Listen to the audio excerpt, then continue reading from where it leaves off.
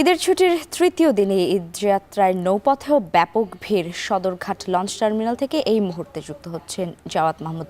Javad, গতকালের দুর্ঘটনার পর আজকে সেখানকার পরিস্থিতি কেমন দেখতে পাচ্ছেন, আর লঞ্চগুলো ছেড়ে যাচ্ছে কিনা সময় মতো? লাইবা, ধন্যবাদ আপনাকে। আপনি প্রথমেই যে বিষয়টি বলছিলেন যে গতকাল একটি মর্মান্তিক লঞ্চ দুর্ঘটনা ঘটেছে, এরপরে আজকে সদরঘাটে যখন আমরা সকালে পৌঁছালাম, খবর নিচ্ছিলাম, এখানে দেখছি যে তুলনামূলক এর আগেও 2 দিন আমরা জানাচ্ছিলাম, ব্যক্তিগতভাবে আমি এবং আমার অন্যান্য সহকর্মীরা এখানের খবর জানাচ্ছিল, কিন্তু আজকে এই যে বলছেন তৃতীয় দিনের ঈদযাত্রা, সেখানে যাত্রীদের একটু উপচে পড়া ভিড় লক্ষ্য করছি। সাধারণত সদরঘাটে সচরাচর আমরা যে ধরনের ভিড় লক্ষ্য করি ঈদ যাত্রাগুলোতে, বিশেষ করে সড়ক যোগাযোগ ব্যবস্থা যখন একটু অনুন্নত ছিল কিংবা সেটি সহজ ছিল না, সেই জায়গা থেকে এবার এই সকালবেলা আজকে আমরা দেখছি যে উপচে পড়া ভিড়। এবং আমরা যে জায়গাটি দাঁড়িয়েছি এটি সদরঘাটের 12 নং পন্টুন।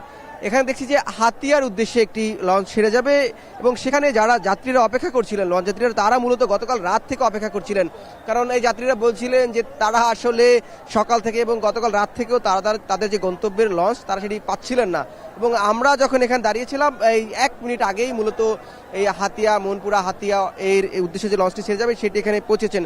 এবং গতকালকে যেহেতু কালবৈশাখী ঝড় হয়েছে, বৃষ্টিও হয়েছে, সেই জায়গা থেকে যে রাতভর যাত্রীরা অপেক্ষা করছিলেন তাদের একটি দুর্ভোগের জায়গা আমরা দেখেছি।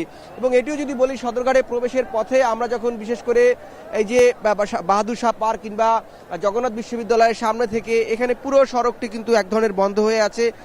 সেখানে যে অটোরিকশা কিংবা সিএনজি যেগুলো ঠিকঠাক প্রবেশ করতে পারছে না, সাধারণ মানুষ তাদের সাথে যেই সরঞ্জামগুলো রয়েছে বা তাদের ব্যক্তিগত যেই জিনিসপত্রগুলো রয়েছে সেগুলো নিয়ে আসলে তাদের এক ধরনের দুর্ভোগ পোহাতে হচ্ছে। এবং যেহেতু বলছিলাম যে গতকালকে বৃষ্টি হয়েছে, সে কারণে এই সড়কে কিছুটা কর্দমাক্ত একটি ব্যাপার ঘটেছে এবং কিছু কিছু জায়গায় আমরা পানি জমেছে সেই ব্যাপারটিও লক্ষ্য করেছি। সেই জায়গা থেকে আজকে সদরঘাটে যাত্রীদের আসতে তুলনামূলক কষ্ট হচ্ছে।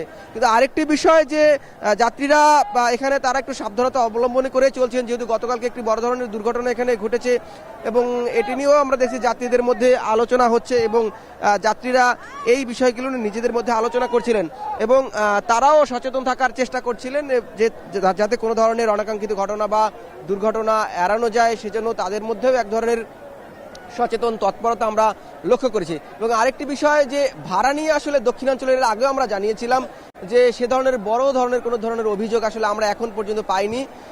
এবং আইন শৃঙ্খলা বাহিনী তারা চেষ্টা করছেন, কিন্তু তাদের এক ধরনের হিমশিম খেতে হচ্ছে যে এইখানে যে ধরনের এই মুহূর্তে এই ভোর সকালে উপচে পড়া ভিড় সেটি সামাল দিতে আইন শৃঙ্খলা বাহিনীর এক ধরনের হিমশিম খেতে হচ্ছে।